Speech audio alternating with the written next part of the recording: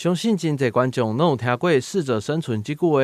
台湾的艺术团队就将这句话扩大延伸，成为"不适者生存"，并举办一场艺术展，邀请25位现代艺术的创作者，甲一间美术馆以及民间团体共同提供展品来展出，当中探讨了现代社会议题、性别、人权等丰富的面向，同时也结合行动艺术，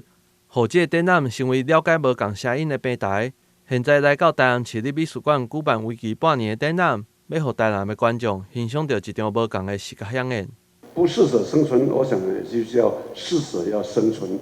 那么他在这个几个档期里面呢，几个展览场里面，从这个当代艺术，从这个社会议题，从社区的一个这个感应，表现出我们在这个世界，在这个社会里面所产生的一个美学的一个这个反省，更重要如何建立它生生不息的一个现代性，尤其有涉及到这个男女之间或者生活之间，以及我们的一个内在的一个生活。不适者生存这个展览呢，其实大家提到展名的时候，很容易忽略到这个展览的名称后面还有个问号。那这个问号其实也是展览的一部分，因为我们很多事情都是用肯定句去提述的时候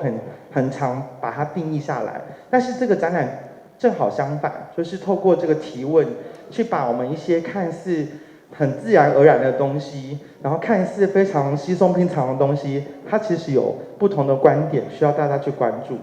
这个展览持续伫台湾各地来巡回，但是得到上侪民众的回馈就是看无，笑点人强调，这就是亲像一寡社会议题开始推动的时阵所拄到的状况。虽然有淡薄仔辛苦，但是也是必须经过的过程。那这个展览过去在策划的过程中，一直不是走让人家很容易理解，或是看得有点疑惑，甚至过程中不太顺利。但我觉得这些过程是许多社会议题在一开始倡议的时候所会遭遇到的难题。那我相信艺术家或者是所有的艺术工作者，在既有的现实基础之上，